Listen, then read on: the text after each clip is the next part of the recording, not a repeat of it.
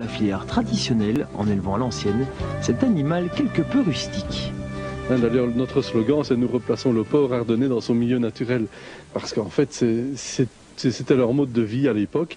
Et je crois qu'il faut rien chercher, on n'a rien inventé, tout a été inventé avant nous. Et nous avons des leçons à prendre des anciens. Et voilà le résultat, en tout cas, ça marche.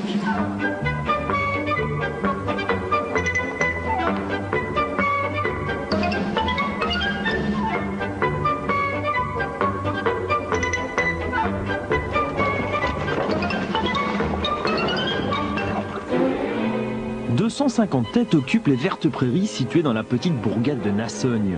Plusieurs sortes de porcs vivent ici en communauté, des races nobles choisies spécialement par l'éleveur afin d'obtenir une qualité irréprochable. C'est un croisement entre le Duroc, le Landrace et le Piétrain. Et le Duroc amène les qualités viandeuses, le Landrace amène les qualités maternelles et prolifiques, et le Piétrain amène la viande, la forme. Donc c'est un très bon compromis et ça donne une viande d'une très grande qualité, et notamment au niveau charcuterie aussi, des gras qui se travaillent très bien, très fermes. D'un caractère plutôt curieux, le porc passe le plus clair de son temps à fouiner, ici et là. Pour les nourrir de manière traditionnelle, André Magerotte a ressorti les bons vieux livres d'époque afin d'y puiser la connaissance relative à l'alimentation de ce type d'animal. Froment, pois protéagineux, sels minéraux et vitamines sont au menu de ces fins gourmets.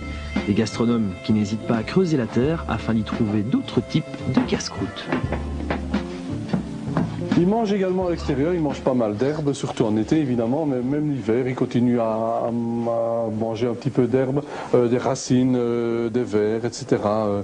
Quelque chose de très naturel en fait, finalement. Un peu comme ça se passait au Moyen-Âge, quand ils allaient à la Glandée, dans la forêt, ils retrouvent ici les mêmes conditions en fait.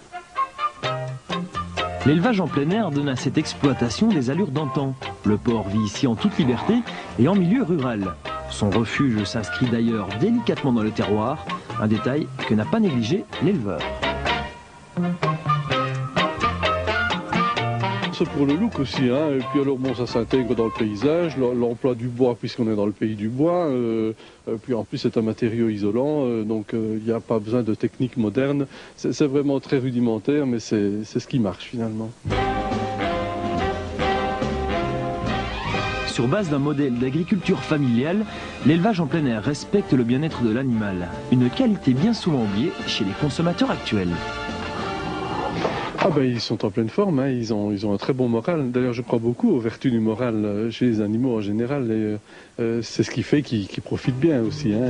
Un porc heureux donne une bonne viande, il n'y a pas de mystère, hein.